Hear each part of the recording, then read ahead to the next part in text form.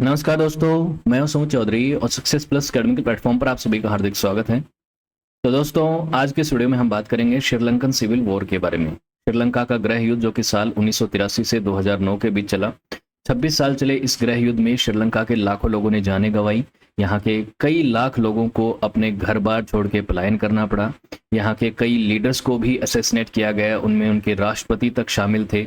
Even Bharat के पूर्व प्रधानमंत्री राजीव गांधी को भी श्रीलंका के ही एक मिलिटेंट ग्रुप जिसका नाम था लिट्टे और उसका सरगना था प्रभाकरण, उसने असैसिनेट करवाया, क्योंकि भारत का भी इस सिविल वॉर में इंटरवेंशन था और उससे नाराज होकर श्रीलंका के इस लिट्टे ग्रुप के प्रमुख ने राजीव गांधी का असैसिनेशन करवाया। ये सारी कहानी को हम डिटेल में डिस्कस करेंगे। आप श्रीलंका के गृह युद्ध के बारे में कुछ जानकारी रखते होंगे, लेकिन हम इसके बारे में डिटेल में बात करेंगे कि इसके पीछे का बैकग्राउंड क्या था, इसके कॉजेज क्या थे और इसमें कौन कौन से इवेंट्स हुए, उसके आफ्टरमैथ क्या हुए, रिजल्ट क्या हुए, इन सभी चीज़ों के बारे में हम चर्चा करेंगे। रही बात श्रीलंका के इतिहास की, तो आप ये वीडियो जरूर देखिएगा, जिसमें हम श्रीलंका का पूरा इतिहास जान चुके हैं। प्राचीन काल से आधुनिक युग तक की पूरी कहानी को हमने यहाँ पे डिस्कस किया है। और ये जो वीडियोज हैं ये आपको इस प्लेलिस्ट में मिलेंगे, जिसमें हमने वर्ल्ड हिस्ट्री के सभी सिग्निफिकेंट इवेंट्स के बारे में डिस्कशन किया है और आने वाले समय में और भी हम यहाँ पे चर्चा करेंगे, जो कि आपके लिए आपके कॉम्पिटिशन एग्जाम्स के साथ साथ आपके जर्नल नॉलेज के लिए भी हेल्पफुल रहेंगे। अब बात करते हैं श्रीलंका की। श्रीलंका की ज्योग्राफी आप जानते हैं, भारत के दक्षिण में इंडियन ओशन में ये एक आइलैंड कंट्री है और ये जो देश है ये democratic social Republic of Sri Lanka के नाम से जाना जाता है। ये इसका ऑफिशियल नाम है, ये इसका फ्लैग है, ये इसकी पॉलिटिकल ज्योग्राफी है, जिसमें आप देख रहे हैं कि ये जाफना पेनिनसुला है। इनको आप ध्यान से देखिएगा, कई जगहों के बारे में बार बार बात होगी। कोलंबो ये इसकी कैपिटल है, साथ ही श्री जयवर्धनेपुरे कोटे भी इसकी राजधानी है। दो राजधानियां हैं इसकी, एक लेजिस्लेटिव कैपिटल है श्री जयवर्धनेपुरे कोटे और कोलंबो जो है वो इसके एग्जीक्यूटिव और जुडिशियल कैपिटल है। इसका क्षेत्रफल जो है वो है 65,600 स्क्वायर किलोमीटर। पॉपुलेशन जो है इसकी 22.1 मिलियन है और इसमें जो ऑफिशियल लैंग्वेज हैं वो सिन्हाला और तमिल हैं और प्लस इंग्लिश भाषा भी यहाँ पे ऑफिशियल लैंग्वेज है, इसका इस्तेमाल किया जाता है। जो इम्पोर्टेंट है वो ये जो मैप है इसे जरूर देखिएगा, ये डेमोग्राफी को शो करता है श्रीलंका की। एथनिसिटी के हिसाब से देखें तो श्रीलंका में जो मेजोरिटी में लोग रहते हैं वो है सिन्हालाज, सिन्हालीज जिनको कहते हैं, सिन्हाला भाषा ये लोग बोलते हैं। और जो दूसरा प्रोमिनेंट ग्रुप है जो माइनॉरिटी में है वो है तमिल्स का, ये लोग तमिल भाषा बोलते हैं। ये जो श्रीलंकन तमिल्स हैं ये मेजोरिटी ऑफ पॉपुलेशन इनकी हिंदू है, हिंदू रिलीजन को फॉलो करते हैं। साथ ही जो सिन्हालीज हैं ये लोग जो हैं ये बुद्धिस्ट हैं, बुद्धिज्म को फॉलो करते हैं और थेरावेदा बुद्धिज्म जो है वो श्रीलंका में डोमिनेटिंग कल्ट है, डोमिनेटिंग सेक्ट है बुद्धिज्म का। उसके अलावा यहाँ पे इंडियन तमिल्स भी नजर आएंगे आपको। इंडियन तमिल्स जो हैं वो इंडिया से इनको ले जाया गया था कॉलोनियल पीरियड में, जब ब्रिटिशर्स का राज हुआ करता था इंडिया और श्रीलंका में, तो चाय के बागानों में खेती करवाने के लिए इंडियन तमिल्स को ले जाया गया था और ये लोग वहीं पे सेटल हो गए। बहुत से तमिलियंस वहां पे अभी भी रहते हैं जो इंडिया से थे, उनके पूर्वज। तो अब ये जो सिविल वॉर हुआ वो इन दो तबकों के बीच में हुआ, सिन्हालीज और तमिल्स के बीच में। इसका कारण था कि सिन्हालीज का डोमिनेंस श्रीलंका की पॉलिटिक्स में, श्रीलंका के रिसोर्सेज के ऊपर और श्रीलंका के सभी क्षेत्रों में सिन्हालीज का दबदबा था और तमिलियंस को मार्जिनलाइज किया गया इनकी सरकार के द्वारा और सिन्हालीज के द्वारा, जिसकी वजह से तमिलियंस नाराज हो गए और नाराज होकर उन्होंने अलग राज्य की मांग कर दी। ये जो आपको तमिलियंस का क्षेत्र नजर आ रहा है, इस क्षेत्र को उन्होंने अलग स्टेट डिक्लेयर करने की मांग कर दी। पहले तो उन्होंने अपने अधिकारों के लिए गुहार लगाई कि हमें बराबरी का दर्जा मिलना चाहिए, लेकिन जब ऐसा नहीं हुआ तो उन्होंने कहा कि हमें तो एक सेपरेट मुल्क ही चाहिए, सेपरेट कंट्री ही चाहिए। तो वो सेपरेटिस्ट बन गए और जिसकी वजह से एक बड़ा सिविल वॉर चला और सिविल वॉर का नतीजा ये हुआ कि तमिलियंस को अलग स्टेट तो नहीं मिला, लेकिन ये जो कॉन्फ्लिक्ट है ये अभी भी कहीं ना कहीं उनके मन में है। अब इसके पीछे का बैकग्राउंड जानते हैं, इसमें इवेंट्स के बारे में जानते हैं और क्या कुछ हुआ इन पिछले आप कहें 1 सेंचुरी में, काफी लंबे समय में ये चीजें हुई हैं। इसका अगर बैकग्राउंड देखें तो वो कॉलोनियल पीरियड से ही शुरू हो जाता है, लेकिन ये सिविल वॉर चला है वो 1983 से 2009 के बीच में चला है, जिसकी शुरुआत 23 जुलाई 1983 को हुई, जिसमें एक इंसर्जेंसी शुरू हो गई थी। कई कई जो श्रीलंकन आर्मी के लोग थे और ऑफिशियल्स थे उनको मार दिया गया था इस दिन। वहीं से सिविल वॉर शुरू हुआ और मारा किसने था? Liberation tigers of Tamil Ilam, जिसे लिट्टे कहा जाता है शॉर्ट में, जिसका लीडर था वेलुपिलाई प्रभाकरन। इस व्यक्ति के नेतृत्व में ये लिट्टे ग्रुप चल रहा था। ये एक टेररिस्ट ऑर्गेनाइजेशन बन गया था। पहले इसे सेपरेटिस्ट ऑर्गेनाइजेशन के तौर पे देखा जाता था, लेकिन बाद में जिस तरीके के वॉयलेंट मूवमेंट इसने चलाए, जिस तरीके से वॉयलेंस करी, जिस तरीके से लोगों को मारा, जिस तरीके से टेररिस्ट अटैक हुए, यहाँ पे सुसाइड बॉम्बर्स को इसने बहुत बड़े तादाद पे रिक्रूट करके कई बड़े लीडर्स को असैसिनेट करवाया, उसकी वजह से ये एक टेररिस्ट ऑर्गेनाइजेशन बन गया। तमिल इलाम मतलब वो क्षेत्र जो कि ये अलग राज्य चाहते थे। तो ये वाला जो ग्रीन कलर में आपको क्षेत्र नजर आ रहा है, इसको ये एक सेपरेट कंट्री चाहते थे, उसे ही तमिल इलाम कहा जाता है। अब लिट्टे ने इंडिपेंडेंट तमिल स्टेट के लिए वॉर लड़ा। जो श्रीलंका का नॉर्दर्न और ईस्टर्न हिस्सा है, इसको ये अलग कंट्री बनाना चाहते थे लिट्टे, और कई तमिलियन सेपरेटिस्ट ग्रुप ऐसा चाहते थे। तो कंटिन्यूअसली डिस्क्रिमिनेशन जो हुआ तमिलियंस के प्रति श्रीलंका के सिन्हालीज डोमिनेटिंग क्षेत्रों में, और सिन्हालीज के दबदबे के कारण श्रीलंका के तमिलियंस ने ये तय किया कि वो अलग कंट्री बनाना चाहते हैं। तो 26 साल तक इसके लिए युद्ध लड़ा गया, लेकिन उस युद्ध में एक सेपरेट कंट्री तो नहीं बना, लेकिन लाखों लोगों ने अपनी जानें गंवाई। 80,000 से 1 लाख के बीच में लोग मारे गए, जिसमें कई सिविलियंस थे, कई मिलिटेंट्स थे और कई मिलिट्री के ऑफिशियल्स थे। दोनों साइड्स को वॉर क्राइम्स के लिए अक्यूज किया गया। इंटरनेशनल ह्यूमन राइट्स के जो ऑर्गेनाइजेशंस थे, उन्होंने ह्यूमन राइट्स के वायलेशंस के इनके ऊपर कई आरोप लगाए, जिसकी सही तरीके से जांच भी नहीं होने दी आगे आने वाली श्रीलंकन सरकार ने, जिसमें कई सिविलियंस को भी टारगेट किया गया, चाइल्ड लेबर सोल्जर्स बनाए गए, इवन सेक्सुअल वायलेंस भी हुई वुमेन के खिलाफ, दोनों ही ग्रुप्स के द्वारा, सिन्हालीज और तमिलियंस के द्वारा। तो ये सब चीजें श्रीलंकन सिविल वॉर में हुई हैं। अब इसके ओरिजिन और इवोल्यूशन की बात करते हैं कि बैकग्राउंड क्या है, हुआ क्यों, दो तबकों के बीच में इतनी दरारें आई क्यों कि वो एक दूसरे के साथ तक नहीं रहना चाहते थे, एक देश में नहीं रहना चाहते थे। तो इसका एक बहुत बड़ा कारण था ब्रिटिश रूल। ब्रिटिशर्स का रूल जहां जहां रहा, उन्होंने डिवाइड एंड रूल की पॉलिसी अपनाई। भारत में भी इन्होंने डिवाइड एंड रूल की पॉलिसी अपनाई। आपको पता है इंडिया में हिंदू मुस्लिम के बीच की जो दरार है, उसका बहुत बड़ा कारण बना था ब्रिटिश राज। ब्रिटिशर्स ने हिंदू मुस्लिम्स के बीच में डिवाइड एंड रूल पॉलिसी अपनाई। वैसे ही श्रीलंका में भी जब इनका राज था, तो इन्होंने क्या किया, श्रीलंका में इनका राज था 1815 से 1948 के बीच में। तो इस दौरान इन्होंने डिवाइड एंड रूल की पॉलिसी अपनाई। श्रीलंका में सिन्हालीज जो हैं वो डोमिनेटिंग थे, डोमिनेटिंग इन पॉपुलेशन, मेजोरिटी में थे, लेकिन इन्होंने तमिलियंस को सपोर्ट किया। तमिलियंस को सपोर्ट करके उनको बड़े पदों पे बिठाया, और उसकी वजह से सिन्हालीज लोग जो हैं वो गुस्सा थे, नाराज थे। उनको लगता था कि ये तमिलियंस को हमारी डेमोग्राफी में ला रहे हैं, हमारे देश में ला रहे हैं, डेमोग्राफी खराब कर रहे हैं, इंडियन तमिल्स को भी ये लेके आ रहे थे। तो ब्रिटिशर्स तो उन लोगों को सपोर्ट कर रहे थे जो कि ब्रिटिशर्स के हित में था। तमिल लेबर्स को ये लेके आ रहे थे श्रीलंका में, क्योंकि वहां पे टी प्लांटेशन में उनको लेबर की जरूरत थी, और इसके लिए ये यहाँ से लेके जा रहे थे। और वहां पे क्योंकि श्रीलंका की टी कॉफी काफी पॉपुलर थी यूरोप में, तो वो वहां पे इन लोगों को लेके जा रहे थे। इसी की वजह से श्रीलंका में इंडियन तमिल्स वगैरह भी काफी हो गए, और श्रीलंका का जो डेमोग्राफी है वो ब्रिटिश राज में थोड़ा बदला। पहले सिन्हालीज बहुत ज्यादा तादाद में थे, फिर तमिलियंस की संख्या भी बढ़ी। तो ये सब चीजें हो रही थी। उसके बाद श्रीलंका में जब फ्रीडम स्ट्रगल शुरू हुआ, जब आज़ादी की मुहिम शुरू हुई, उससे भी अर्ली पीरियड में शेलोन नेशनल कांग्रेस वहां पे बनी थी साल 1919 में। जैसे इंडियन नेशनल कांग्रेस इंडिया में बनी थी 1885 में, इंडियंस को रिप्रेजेंट करने के लिए सरकार में, एग्जीक्यूटिव में, पॉलिटिक्स में, उसी तरीके से यहाँ पे भी शेलोन नेशनल कांग्रेस बनी, जिसमें सिन्हालीज और तमिल दोनों पॉलिटिकल ग्रुप थे शुरुआती समय में। लेकिन बाद में स्प्लिट हो गया इनके बीच में। शेलोन नेशनल कांग्रेस में एक स्प्लिट हो गया, और वो स्प्लिट हुआ एथनिसिटी के आधार पे, सिन्हालीज और तमिलियंस के बीच में। क्यों? तमिलियंस चाहते थे कि उनको बराबरी का रिप्रेजेंटेशन मिलना चाहिए, 50% इनको भी रिप्रेजेंटेशन मिलना चाहिए। सिन्हालीज इस बात पे एग्री नहीं हुए। उनको लगता था कि सिन्हालीज का ये देश है और पॉपुलर मेजोरिटी ऑफ पॉपुलेशन भी उनकी है, तो इनको 50% नहीं मिलना चाहिए। इसकी वजह से शुरुआत से ही टकरार था। और ब्रिटिश कॉलोनियल पॉलिसीज जो हैं, उन्होंने भी कम्युनल डिवीजन को एक तरह से इनकरेज किया, इन दोनों के बीच की दरार को बड़ा किया। ये सब चीजें यहाँ पे चल रही थी। तो ये सब चीजें हो रही थी कि सेपरेट पॉलिटिकल रिप्रेजेंटेशन हो, ये सब चीजें उस दौर में हो रही थी जब 20वीं शताब्दी का अर्ली पीरियड था। फिर साल 1948 में जब श्रीलंका आजाद होता है, आजाद भी पूरी तरीके से नहीं होता 1948 में, तो डोमिनियन स्टेटस मिलता है। डोमिनियन स्टेटस में बेसिकली क्या था, श्रीलंका को अपनी इंटरनल पॉलिटिक्स में पूरी स्वायत्ता मिली, लेकिन फॉरेन अफेयर्स और मिलिट्री का जो अधिकार था वो अभी भी ब्रिटिशर्स के पास था।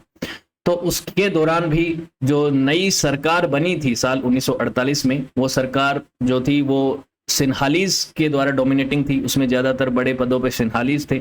तो एक उस समय पार्लियामेंट में एक रेजोल्यूशन पास हुआ, सेलोन सिटीजनशिप एक्ट, यानी कि नागरिक कौन बनेगा सेलोन का, श्रीलंका का। तो उसमें जो इंडियन तमिल्स थे उनको सिटीजनशिप नहीं दी गई।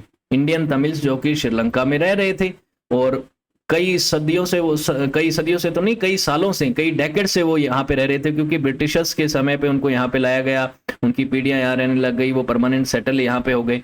तो अब वो लोग कहाँ जाए, उनका तो देश श्रीलंका ही हो चुका था। तो अब उन लोगों को जब नागरिकता नहीं दी गई तो तकरीबन 7 लाख इंडियन तमिल्स जो हैं वो स्टेटलेस हो गए, उनके पास नागरिकता नहीं थी, श्रीलंका की नहीं थी, इंडिया से वो जा चुके थे, जिनमें से 3 लाख तमिलियंस को तो इंडिया में डिपोर्ट कर दिया गया आने वाले कुछ दशकों में, लेकिन बहुत सारे तमिलियंस वहीं पे रह भी गए, जिनको कई समय तक नागरिकता नहीं दी गई और नागरिकता उनको मिली है 2003 में। 2003 में सोचिए, आजाद हुआ था साल 1948 में श्रीलंका, और 2003 तक इंडियन तमिलियंस जो श्रीलंका में रह रहे थे उनके पास नागरिकता भी नहीं थी। तो वो लोग जो है परेशान हो रहे थे, तो उनका भी विरोध करना यहाँ पे दिख रहा था, होना ही था, तो ये चीज दिख रही थी। तो श्रीलंका जब आजाद हुआ तो देश के सभी लोगों को लग रहा था कि वहां खुशहाली आएगी, कॉलोनियल रूल से मुक्ति मिली है, लेकिन यहाँ पे एक कॉन्फ्लिक्ट भी राइज हो रहा था। और एथनिक टेंशन जो राइज हो रही थी उसका सबसे बड़ा रीजन था कि ये जो सिन्हालीज ग्रुप थे, सिन्हाली जो मेजोरिटी ऑफ पॉपुलेशन थी, जो बुद्धिज्म को फॉलो करने वाली पॉपुलेशन थी, उनकी भाषा अलग थी, उनका कल्चर अलग था, वो तमिलियंस को एक थ्रेट की तरह देखते थे अपने डोमिनेंस के खिलाफ। उनको लगता था कि हमारा देश है, हमारा ही डोमिनेंस होना चाहिए, हमारा ही सब कुछ होना चाहिए, यहाँ पे रिसोर्सेज के ऊपर, पॉलिटिक्स में सारा, ये तमिलियंस जो हैं ये हमारे लिए सही नहीं है, इनका यहाँ पे कोई अधिकार नहीं बनता। ज्यादातर लोगों का ऐसा मानना था, सबका नहीं था लेकिन बहुत से लोगों का ऐसा मानना था। इसके बाद अगर बात करें कॉलोनियल पीरियड की, तो तमिलियंस की आबादी तकरीबन 20% थी, लेकिन अगर गवर्नमेंट पदों के ऊपर बात करें सिविल सर्विसेज में, तो 30% पदों पे तमिलियंस बैठे थे। तो सिन्हालीज जो कि मेजोरिटी ऑफ पॉपुलेशन थी, उसके बावजूद भी सिन्हालीज का परसेंटेज में अगर देखा जाए, पॉपुलेशन के रेशियो में रिप्रेजेंटेशन कम था कॉलोनियल पीरियड में। इसको सही करने के लिए साल 1956 में वहां के प्रधानमंत्री जो थी बांद्रा नाइके, उन्होंने एक रेजोल्यूशन पास किया जो कि काफी कंट्रोवर्शियल था, जिसे सिन्हाला ओनली एक्ट कहा जाता है। और ये एक ऐसा एक्ट था जिसमें सिन्हाला लैंग्वेज को सोल ऑफिशियल लैंग्वेज बना दिया, एकमात्र ऑफिशियल लैंग्वेज श्रीलंका की क्या बना दी गई, सिन्हाला। अब तो तमिल भी है, बाद में ऐड करी गई थी इसे। इसकी वजह से क्या हुआ कि जब पूरे गवर्नमेंट के काम और देश के ऑफिशियल काम जो है वो सिन्हाला लैंग्वेज में होंगे, तो तमिलियंस तो मार्जिनलाइज हो ही जाएंगे। तमिल स्पीकिंग पॉपुलेशन जो है, पब्लिक सर्वेंट जो है, उनकी सरकारी नौकरियां चली गई, उनको सिन्हाला भाषा सीखने के लिए मजबूर होना पड़ा।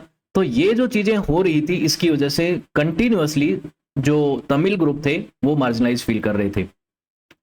इसकी वजह से जो एथनिकल डिवीजन था वो और ज्यादा गहरा होता चला गया, और इसी दौरान कुछ एंटी तमिल वायलेंस भी हुई सिन्हालीज ग्रुप के द्वारा। जो एक्सट्रीमिस्ट ग्रुप थे उन्होंने साल 1956 और 58 में एंटी तमिलियन वायलेंस करी, जिसका मकसद ये था कि कैसे भी तमिलियंस को दबाया जाए और वो देश छोड़ने पे मजबूर हो जाएं, ऐसी चीजें हो रही थी।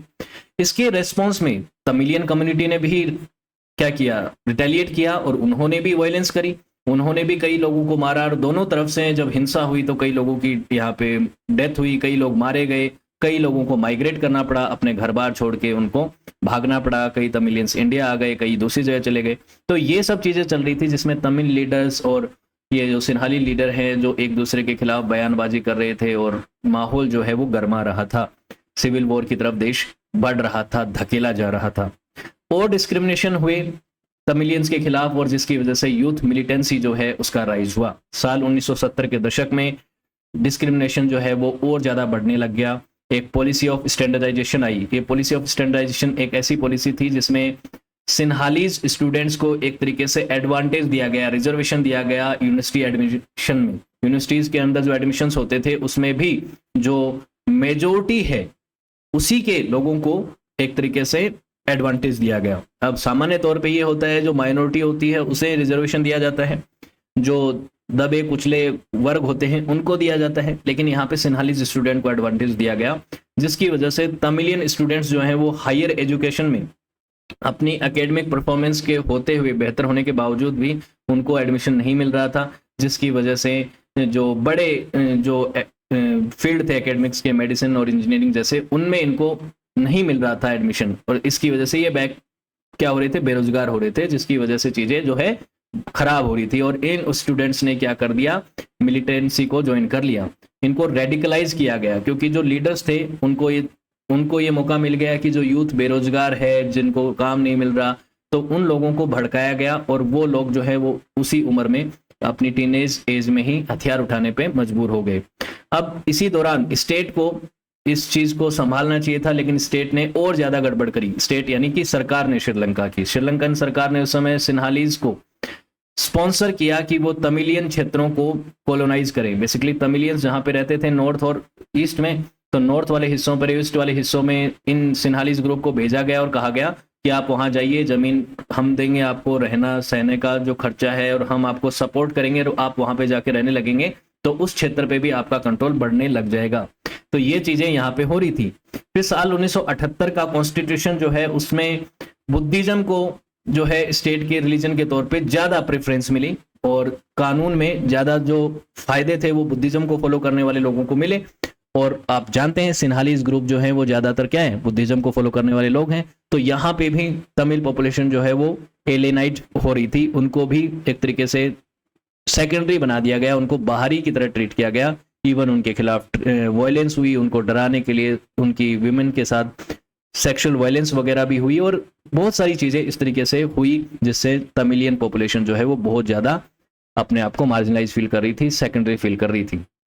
इसी दौरान साल 1960 और 70 के दशक में तमिलियन मिलिटेंसी जो है उसका राइज हो रहा था। उसमें एक व्यक्ति था जिसका नाम था वेलुपिलाई प्रभाकरण, जो कि वॉयलेंट रेसिस्टेंस में बिलीव करता था, और वो जो है वो आगे चल के लीडर बना लिट्टे का। इसने सबसे पहले साल 1972 में तमिल न्यू टाइगर्स नाम का एक ग्रुप बनाया था, TNT। उसके बाद इसे नाम इसका बदल दिया गया, जिसका नाम हो गया liberation tigers for Tamil Ilam. Tamil Ilam मतलब वो राज्य जो तमिलियंस का होगा, और इसका शॉर्ट में नाम क्या हो गया, लिट्टे, जिनका गोल क्या था, creation of a independent Tamilian state. Tamil Ilam इसे कहा गया। नॉर्थ और ईस्ट के श्रीलंका के क्षेत्र में ये अलग राज्य बनाने की इनकी मांग थी। साथ ही एक पॉलिटिकल पार्टी थी जिसका नाम था Tamil United liberation front, TULF। ये भी तमिलियन पॉलिटिकल पार्टी थी। इसने एक रेजोल्यूशन पास किया साल 1976 में, जिसमें इन्होंने कहा कि हम एक अलग तमिल राज्य चाहते हैं। इस रेजोल्यूशन का नाम था वडुकोडाई रेजोल्यूशन। इन ग्रुप ने भी, ये जो पॉलिटिकल ग्रुप था, इसने भी जो तमिलियन मिलिटेंसी थी, जैसे कि लिट्टे और जो बाकी सब ग्रुप थे, उनको सपोर्ट करना शुरू किया, इनको फंड देना शुरू किया, हथियार देना शुरू किया। शुरुआत में ये किया, लेकिन बाद में जब लिट्टे जैसे ग्रुप बहुत ज्यादा अग्रेसिव हो गए, बहुत ज्यादा वायलेंट हो गए, तो इन्होंने अपना सपोर्ट जो है वो खींच भी लिया था। अब धीरे धीरे लिट्टे जो है वो पावरफुल होता जा रहा था, लिट्टे जो है वो बहुत ज्यादा वायलेंट होता जा रहा था। इन्होंने सुसाइडल बॉम्बर और कई ऐसे गुरिल्ला वॉरफेयर के टैक्टिक्स अपनाने शुरू कर दिए, और जो सरकार थी श्रीलंका की, उसके कई मंत्रियों को और कई लोगों को टारगेट करना शुरू कर दिया, ऑफिशियल्स को। और इनका मकसद था इस क्षेत्र को, जो रेड कलर में नजर आ रहा है, इसे तमिल इलाम बनाना, एक सेपरेट तमिलियन की स्टेट बनाना। इसके बाद सिविल वॉर की तरफ और देश कैसे बढ़ा।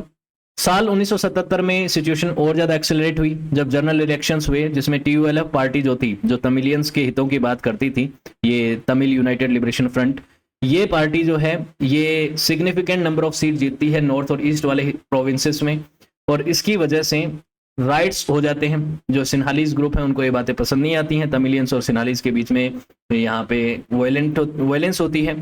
उस दौरान गवर्नमेंट जो थी श्रीलंका की, उसने जो पॉलिसी ऑफ स्टैंडर्डाइजेशन थी, जिसमें सिन्हालीज स्टूडेंट्स को यूनिवर्सिटीज में एडमिशन को एडवांटेज मिलता था, उसे जो है उसे लिफ्ट कर लिया, उसे कैंसिल आउट कर दिया। लेकिन ऑलरेडी डैमेज हो चुका था और तमिलियंस को ये लग चुका था कि उनके हितों का ध्यान ये सरकार नहीं रखेगी और हमें हमेशा मार्जिनलाइज किया जाएगा। इसकी वजह से लिट्टे और तमिलियन मिलिटेंट्स जो हैं, उन्होंने सरकार के साथ बातचीत करने से मना कर दिया, और उन्होंने साफ कर दिया कि हमें तो अब अलग राज्य ही चाहिए, अब हम तुम्हारे साथ नहीं रहना चाहते हैं।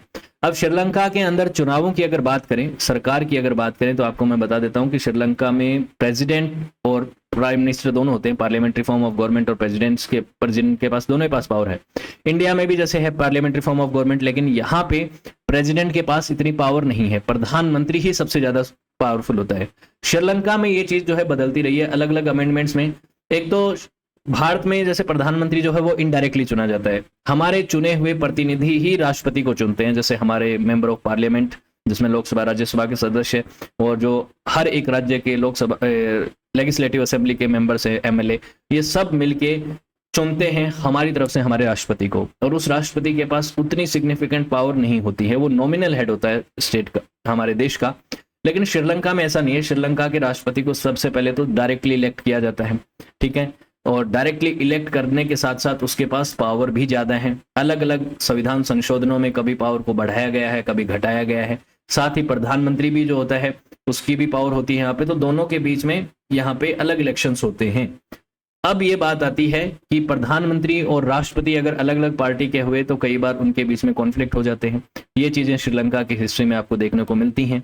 तो यहाँ पे साल 1977 में जब इलेक्शंस हुए तो चीजें देखिए क्या है। 1970 का इलेक्शन यूएनपी पार्टी जो है और एसएलपीएफ पार्टी, ये दो मेजर पार्टियां हैं जो सिन्हालीज ग्रुप की हैं, और टीयूएलएफ पार्टी जो है वो तमिलियंस को रिप्रेजेंट करने वाली पार्टी थी। तो इस तरह से जीत रहे हैं। तो टीयूएलएफ कहाँ जीत रही है, देखिए नॉर्थ में, ईस्ट में, और यूएनपी और एसएलएफपी कहाँ जीत रही है, जहाँ पे सिन्हालीज ग्रुप है। ये सब चीजें चल रही थी। साल 1983 में लिट्टे जो है उसने सिविलियंस को ये कहा अगले इलेक्शंस में कि इलेक्शंस का बायकॉट कर दो, आपको इलेक्शंस में जाना नहीं है। इसलिए क्या हुआ, वोटर टर्नआउट बहुत कम हुआ। वोटर टर्नआउट कम हुआ तो तमिलियंस को रिप्रेजेंट करने वाली टीयूएलएफ पार्टी को भी सिग्निफिकेंट लॉस हुआ। लॉस होने की वजह से लिट्टे और जो अदर मिलिटेंट ग्रुप हैं उन्होंने तमिलियन क्षेत्रों को जो है अपने कंट्रोल में ले लिया और चीजें आगे सिविल वॉर की तरफ बढ़ने लग गई। अगले साल 25-26 सालों तक बाद में स्थिति ऐसी रही। इसका रीजन अब ओवरऑल आप समझ गए होंगे कि सिविल वॉर के पीछे का बैकग्राउंड और उसके कॉजेज क्या थे। कॉजेज थे ethnical discrimination against Tamilians, Tamil लोगों के खिलाफ जो भेदभाव हुआ, पॉलिटिकली राजनीति में उनको जो मार्जिनलाइज किया गया, उनको अच्छे पद नहीं मिलते थे, उनको ऑफिशियल्स में अच्छा नहीं मिलता था, इवन यूनिवर्सिटीज में भी उनको एडमिशन्स में दिक्कत आती थी। इसकी वजह से तमिलियन यूथ को रेडिकलाइज करना आसान रहा उनके लीडर्स के द्वारा कि हमें तो अब लड़ के ही अपनी आज़ादी लेनी पड़ेगी और हमें तो अलग राज्य ही बनाना पड़ेगा। तो ये तो इसके कॉजेज हो गए। अब बात आती है कि सिविल वॉर की शुरुआत कैसे होती है, आउटब्रेक कैसे होता है। शुरुआत होती है साल 1983 में। 1983 में सिविल वॉर शुरू होता है। सबसे पहले 1975 में एक बड़ा इवेंट हुआ था कि जब जाफना का मेयर था एक व्यक्ति जिसका नाम था अल्फ्रेड डॉर्नपाय। जाफना यानी कि ये वाला हिस्सा, कहाँ है जाफना, ये वाला हिस्सा है। यहाँ का एक मेयर था जो कि तमिलियन ही था, लेकिन वो प्रो गवर्नमेंट था। प्रो गवर्नमेंट था बेसिकली क्या हो गया, गवर्नमेंट किसकी थी, सिन्हालीज की थी, तो प्रो गवर्नमेंट था। इसकी वजह से लिट्टे ने उसका असैसिनेशन करवा दिया, सुसाइड बॉम्बर के थ्रू उसको मरवा दिया, जिसकी वजह से उन्होंने ये सिंबलाइज किया कि अगर कोई तमिलियन लीडर भी अगर सरकार का हिमायती बनेगा तो उसको हम मार देंगे। तो ये सब चीजें यहाँ पे चल रही थी। ईस्ट और नॉर्थ में बड़े ये क्षेत्र जो थे वहां पे लिट्टे का कब्जा हो गया। ये सब चीजें चल रही थी। अब आगे चल के साल 1981 में एक बड़ी घटना होती है, इलाम वॉर फेस्ट शुरू हो जाता है। 1983 से 87 के बीच में चलता है, लेकिन उससे पहले घटनाक्रम क्या होता है कि 81 में जो जाफना लाइब्रेरी थी, यहाँ पे एक बहुत बड़ी लाइब्रेरी थी जो कि एशिया की one of the biggest library थी। इसमें ज्यादातर जो बुक्स वगैरह थी वो तमिलियन कल्चर की थी, और उसको डिस्ट्रॉय करने के लिए जो एक सिन्हालीज मॉब था उसने इस लाइब्रेरी को जला दिया, और जिसमें लगभग 97,000 बुक्स जो हैं उनका वो बर्न हो गई, जल गई।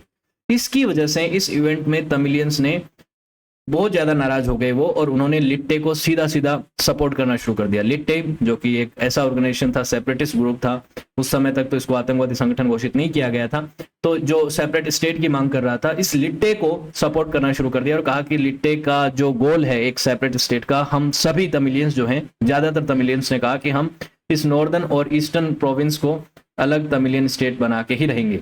ये इनकी शुरुआत हो गई। तो बहुत बड़ी लाइब्रेरी को जलाया गया। फिर साल 1983 में जुलाई महीने का जो समय है उसे कहा जाता है ब्लैक जुलाई। ब्लैक जुलाई क्यों? 13 श्रीलंकन सोल्जर्स को सबसे पहले लिट्टे ने मारा, जिसकी वजह से सिविल वॉर शुरू हुआ। तो ये वो समय था जिसकी वजह से सिविल वॉर शुरू हुआ साल 1983 में। लिट्टे जो है उसने बाकी तमिलियन मिलिटेंट ग्रुप्स को तो एलिमिनेट कर दिया और खुद जो है वो सबसे मेन स्ट्रीम पॉलिटिक्स में आ गया। इवन उसकी मिलिट्री विंग भी और उसकी पॉलिटिकल विंग भी। और उसके बाद सिविल वॉर शुरू होता है, किसके बीच में? श्रीलंकन मिलिट्री और दूसरी तरफ लिट्टे के मिलिटेंट्स।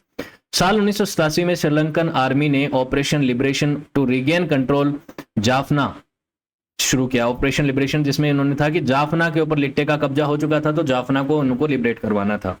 ये यहां से इंटेंस फाइट शुरू हुई। लिट्टे ने सुसाइड बॉम्बिंग शुरू कर दी इस समय, और उन्होंने कई लीडर्स को मारना शुरू कर दिया। जो पॉलिटिकल लीडर्स थे जो उनके बीच में आ रहे थे उनको मारना शुरू किया। और लिट्टे इस समय सबसे पावरफुल मिलिटेंट ग्रुप बन गया तमिलियंस का, जिसमें मेन इसका मुखिया कौन था? प्रभाकरण, वी प्रभाकरण। ठीक, अब आगे चल के इंडिया का इंटरवेंशन कैसे शुरू हुआ, ये वाला पार्ट आप बिल्कुल जानना चाहेंगे। वैसे मैं राजीव गांधी के असैसिनेशन के ऊपर सेपरेट वीडियो लेके आऊंगा, लेकिन यहाँ पे भी आपको चीजें बहुत अच्छे से क्लियर हो जाएंगी। देखिए, जब शुरुआत में ये सिविल वॉर शुरू हुआ था, उस समय इंडिया तमिलियंस को सपोर्ट कर रहा था। कारण क्या था? इंडिया में जो तमिलनाडु स्टेट है, वहां के जो तमिलियंस थे, उनका श्रीलंका के तमिलियंस के प्रति एक इमोशनल भाव था। वो चाहते थे कि तमिलियंस को उनके अधिकार मिले, उनके साथ भेदभाव हो रहा है तो तमिलियंस को उनके अधिकार मिलने चाहिए। तो साल 1983 से 87 के बीच में इंडियन इंटेलिजेंस एजेंसी रॉ ने कई आर्म्स ट्रेनिंग और फाइनेंशियल सपोर्ट प्रोवाइड किया तमिलियन मिलिट्री ग्रुप्स को, मिलिटेंट ग्रुप्स को, मिलिट्री नहीं मिलिटेंट ग्रुप्स को, जिसमें लिट्टे भी था। लिट्टे को भी, इनको भी सपोर्ट किया। और इसका मकसद क्या था इंडिया का और इंडिया की सरकार का उस समय? कि बेसिकली हमें तमिलियंस के राइट्स को अश्योर कर रहा है श्रीलंका में, उनके साथ भेदभाव नहीं होना चाहिए, उनको मार्जिनलाइज नहीं किया जाना चाहिए, ये मकसद था। तो बेसिकली तमिलियन ग्रुप्स को ये रखना था। और अब बात थी आगे चल के साल 1987 में इंडिया डायरेक्टली इसमें इन्वॉल्व कैसे हो गया। पहले तो बैकग्राउंड में ही सपोर्ट कर रहा था, लेकिन साल 1987 में इंडिया ने फूड और मेडिसिन की जब एयर ड्रॉप सप्लाई करी तमिलियन एरियाज में, तो उसे सीज कर लिया श्रीलंकन फोर्सेस ने। और उसकी वजह से श्रीलंका और इंडिया की गवर्नमेंट के बीच में डायरेक्टली ये हुआ कि आप हमारे देश में इन्वॉल्वमेंट क्यों कर रहे हैं, इंटरवेंशन क्यों कर रहे हैं। उसके बाद इंडियन गवर्नमेंट और श्रीलंकन गवर्नमेंट के बीच में बातचीत हुई, और फाइनली उसी साल 1987 के जुलाई महीने में ही इंडिया और श्रीलंका के बीच में Indo Sri Lanka peace accord sign हुआ, जिसमें इंडिया के प्राइम मिनिस्टर कौन थे उस समय? तत्कालीन प्रधानमंत्री श्री राजीव गांधी जी। और उस समय राष्ट्रपति कौन थे श्रीलंका के? ये थे JR जयवर्धने। तो इनके बीच में पीस अकॉर्ड हुआ। इसमें बेसिकली ये तय किया गया कि तमिलियंस की डिमांड को माना जाएगा, उनको कंसेशंस मिलेगा, उनको उनका जो पावर प्रोविंसेस है, नॉर्दर्न और ईस्टर्न प्रोविंसेस, उनमें उनको क्या मिलेगी? ऑटोनॉमी मिलेगी। अलग राज्य तो, अलग देश तो नहीं बनेगा, लेकिन कई सारी जो चीजें उनको जो मार्जिनलाइज कर रही थी उनको हटाया जाएगा। तमिल भाषा को ऑफिशियल लैंग्वेज का दर्जा भी दिया जाएगा।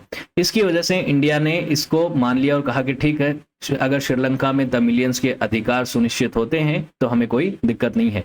लेकिन क्योंकि इस समय स्थिति भयंकर गड़बड़ हो रखी थी, सिविल वॉर चल रहा था, तो इंडियन गवर्नमेंट ने इंडियन पीस कीपिंग फोर्सेस भी भेजी श्रीलंका में, ताकि श्रीलंका में लॉ एंड ऑर्डर और पीस जो है उसे सुनिश्चित किया जाए। और वो कहाँ भेजी गई? नॉर्दर्न और ईस्टर्न रीजन्स में, जिसका मकसद था कि जो तमिलियंस मिलिटेंट हैं उनसे उनके हथियार जो हैं वो डलवाए जाएं, सीज फायर करवाया जाए, और उनसे बातचीत के रास्ते से ही इस पूरे मैटर को हल किया जाए। लिट्टे को भी ये कहा गया, लिट्टे भी एक बार के लिए मान गया था कि हम हथियार डाल देंगे। और श्रीलंकन आर्मी ने ये कहा, श्रीलंकन आर्मी को ये ऑर्डर दिया गया कि वो अपने बैरक्स में ही रहेंगे, क्योंकि श्रीलंकन आर्मी से लिट्टे और बाकी जो मिलिटेंट ग्रुप थे वो बहुत ज्यादा इस समय नफरत करते थे। तो उनको कहा गया कि आप तो बैरक्स में रहेंगे और इंडियन पीस कीपिंग फोर्स जो है वो मैनेज करेगी इस पूरे केओस को। तो ये चीजें यहाँ पे हो रही थी। इसमें देख रहे हैं आपको राजीव गांधी इंडियन मिलिट्री के साथ ये सब बातचीत कर रहे हैं कि किस तरीके से इस चीज को, इश्यू को संभालना है। अब ये हुआ कि बाकी ज्यादातर ग्रुप जो हैं वो मान गए मिलिटेंट ग्रुप की, हम सरेंडर कर देंगे अपने आर्म्स जो हैं उसको, अब आर्म रिबेलियन जो है उसे बंद कर देंगे। बेसिकली हमें ये होना चाहिए कि हमारे अधिकार हमें मिलने चाहिए। लेकिन लिट्टे जो है वो अभी श्योर नहीं था, और उसने बाद में तो मना ही कर दिया कि वो अपने हथियार नहीं छोड़ेगा, वो डिसार्म नहीं होगा। और उनका जो मकसद है अलग तमिलियन स्टेट बनाने की मांग जो है उसको प्रति ही वो रहा कि उसी चीज को वो फॉलो करना चाहता था। फिर अक्टूबर 1987 में इवेंट्स और एक्सेलरेट हुए, टेंशन और बढ़ी, जिसकी वजह से कई लिट्टे के मेंबर्स को जेलों में डाला गया, और उनमें से 12 लिट्टे के जो मेंबर थे उन्होंने सुसाइड कर लिया अपने कोज के लिए। उन्होंने कहा कि हमें अलग तमिलियन स्टेट नहीं मिल रहा और सुसाइड कर लिया जेल में, जिसकी वजह से बाकी तमिलियंस मिलिटेंट जो हैं, स्पेशली लिट्टे के जो मेंबर हैं, उन्होंने वॉयलेंस करी, रिटेलिएट किया इस बात के ऊपर, जिसकी वजह से एंटी सिन्हालीज प्रोग्राम हुआ। बेसिकली यहाँ पे सिन्हालीज ग्रुप के खिलाफ काफ़ी हिंसा हुई, 150 से ज़्यादा सिन्हालीज जो है वो मारे गए, सैकड़ों यहाँ पे 10,000 लोगों को यहाँ पे ईस्टर्न प्रोविंस से अपने घर बार छोड़ के भागना पड़ा। जो तमिलियंस के क्षेत्र थे वहां से उन सिन्हालीज को भगाया गया। तो बेसिकली लिट्टे ने ये जो इंडिया श्रीलंका के बीच में एग्रीमेंट हुआ था इसको पूरी तरह से माना नहीं, और उसकी वजह से इंडियन गवर्नमेंट को, क्योंकि श्रीलंका के साथ हमारा समझौता हो चुका था, तो इंडियन गवर्नमेंट को क्या करना पड़ा, लिट्टे के खिलाफ ही एक्शन लेना शुरू करना पड़ा। अब देखिए श्रीलंका में अपनी इंटरनल पॉलिटिक्स अलग चल रही थी। श्री जयवर्धन, जो JR जयवर्धने थे, जो प्रेसिडेंट थे जिसने साइन किया था इंडिया श्रीलंका पीस अकॉर्ड, वो व्यक्ति पहले उस पीस अकॉर्ड के साइन करने से पहले इंडिया के खिलाफ बातें कर बोल रहा था, बार बार वो कह रहा था कि इंडिया की इंटरफेरेंस हमें बिल्कुल पसंद नहीं है, उसे हम बंद कर देंगे, ये सब चीजें चल रही थी। अब इंडियन पीस कीपिंग फोर्सेज जो हैं वो श्रीलंका में थी, एक फॉरेन सॉइल के ऊपर इंडिया की आर्मी थी, तो श्रीलंका के कई लोगों को ये बात पसंद नहीं आ रही थी, उनको ये लग रहा था कि हमारी जमीन पे किसी दूसरे देश की सेना क्या कर रही है। तो ये सब चीजें चल रही थी। गवर्नमेंट के खिलाफ कई लोगों ने बयानबाजी करी, तो उनको भी दबाने की कोशिश करी। अब जयवर्धने जो थे राष्ट्रपति, उनके सामने चुनौती ये थी कि अपनी इंटरनल पॉलिटिक्स को भी देखना है, मैनेज करना है, सिविल वॉर को भी देखना है। तो उस व्यक्ति ने क्या किया कि इंडिया के साथ जो एग्रीमेंट हुआ था उसको पूरी तरीके से वैसा इंप्लीमेंट नहीं किया, वो जो टर्म्स थे उनको सही से नहीं माना। इंडियन पीस कीपिंग फोर्स क्या कर रही थी, लिट्टे को डिसआर्म करने के लिए अपने पूरे भरसक प्रयास कर रही थी। इंडियन पीस कीपिंग फोर्सेस और लिट्टे के बीच में यहाँ पे मेजर कॉन्फ्लिक्ट होना शुरू हो गया। इंडिया की जो आर्मी थी वो वहां पे लड़ रही थी, और इसी दौरान इंडियन पीस कीपिंग फोर्स के खिलाफ अपोजिशन भी हो रहा था, क्योंकि लिट्टे का विरोध इंडियन फोर्सेस कर रही थी, तो लिट्टे तो अपोजिशन कर ही रहा था, लेकिन कुछ सिन्हालीज जो नेशनलिस्ट थे वो भी विरोध कर रहे थे इंडियन पीस कीपिंग फोर्स का। उनका ये मानना था कि हमारे देश में ये फॉरेन आर्मी क्या कर रही है। इसकी वजह से इंडियन आर्मी को, इंडियन पीस कीपिंग फोर्स को दोहरा अपोजिशन फेस करना पड़ा, लिट्टे और तमिलियन ग्रुप्स के द्वारा भी और सिन्हालीज नेशनलिस्ट के द्वारा भी। इसकी वजह से जो इंडिया के बीच में और श्रीलंका के बीच में जो अकॉर्ड हुआ था, पीस अकॉर्ड साइन हुआ था, उसका जो है मायना अब बदल गया, और उसकी वजह से श्रीलंका की उस समय की सरकार ने अपने रीजनल, अपनी खुद की डोमेस्टिक पॉलिटिक्स को ध्यान में रखते हुए क्या करना शुरू कर दिया। जो उस समय प्रेसिडेंट आए आगे चल के राणा सिंह प्रेमदासा, उसने ये करना शुरू कर दिया कि लिट्टे के साथ ही सीक्रेटली मीटिंग करनी शुरू कर दी, लिट्टे के साथ ही सीक्रेट डील करनी शुरू कर दी। इंडिया को पूछा तक नहीं, इंडिया को साइडलाइन कर दिया। अब इंडिया की गवर्नमेंट ने तो वहां पे अपनी आर्मी भेजी हुई थी, इंडिया की आर्मी वहां पे थी, और इंडिया की आर्मी लिट्टे को वहां से हटाने की कोशिश कर रही थी, उनको हथियार डलवाने की कोशिश कर रही थी। और उस दौरान अगर श्रीलंका का राष्ट्रपति अगर लिट्टे के साथ डायरेक्टली कोई समझौता कर रहा है तो उसमें ऑब्वियसली इंडिया को शामिल करना चाहिए था, लेकिन नहीं किया। अब श्रीलंका की आर्मी ने क्या किया, इंडिया की पीस कीपिंग फोर्सेस को श्रीलंका से बाहर निकालने के लिए इवन लिट्टे को हथियार तक सप्लाई करे कि इंडियन पीस कीपिंग फोर्सेस को यहां से हटाया जाए। तो ये सब चीजें भी यहाँ पे चल रही थी। तो इंडिया को तो हर तरफ से नुकसान हो रहा था, वहां की लिट्टे के सामने लड़ना था, लिट्टे के लोग इंडियन आर्मी को नुकसान पहुंचा रहे थे, हमारे जवान शहीद हो रहे थे, हमारा फाइनेंशियल नुकसान भी हो रहा था। सिन्हालीज ग्रुप भी जो हैं वो भी कई ऐसे नेशनलिस्ट थे जो कि इंडियन आर्मी को क्रिटिसाइज कर रहे थे, जबकि इंडियन आर्मी तो वहां पे पीस स्टैब्लिश करने ही गई थी। श्रीलंका की सरकार के साथ ही पीस अकॉर्ड साइन किया था, उसी के तहत ही ये सारा इंटरवेंशन था, उसी के तहत ही ये चीज थी कि हम पीस कीपिंग फोर्सेस को भेजेंगे। तो ये बातें पता चली, इंडियन इंटेलिजेंस को भी पता चली कि वहां की सरकार जो है वो क्या कर रही है, इंडियन गवर्नमेंट इंडियन मिलिट्री के खिलाफ ही लिट्टे जो कि उनका दुश्मन है उसके बावजूद भी उसको हथियार वगैरह सप्लाई कर रही है। लेकिन राजीव गांधी ने फिर भी ये कहा कि हम अपनी आर्मी को यहाँ से नहीं निकालेंगे, हम जो काम करने आए हैं वो पूरा करके जाएंगे। लेकिन उसके बाद 1989 में जो इलेक्शंस हुए इंडिया में, उसमें राजीव गांधी की हार हुई इलेक्शन, जनरल इलेक्शंस में, और नए प्रधानमंत्री बने वीपी सिंह। और वीपी सिंह ने क्या किया, इंडियन पीस कीपिंग फोर्सेस को विड्रॉ कर लिया। 1990 के मार्च महीने तक पूरी इंडियन पीस कीपिंग फोर्स जो है वो भारत वापस आ चुकी थी। तो ये इंडिया का विड्रॉल हुआ, इंडिया का इंटरवेंशन इस तरह से रहा। इस दौरान इंडियन मीडिया का भी काफी जो है प्रेशर रहा, सरकार के ऊपर भी प्रेशर रहा कि हमारे सोल्जर्स जो हैं वो श्रीलंका की सोइल पे, श्रीलंका के इंटरनल कॉन्फ्लिक्ट में शामिल होकर अपनी जान क्यों गंवा रहे हैं, और इंडिया के तकरीबन 1200 सोल्जर इसमें जो है शहीद हुए।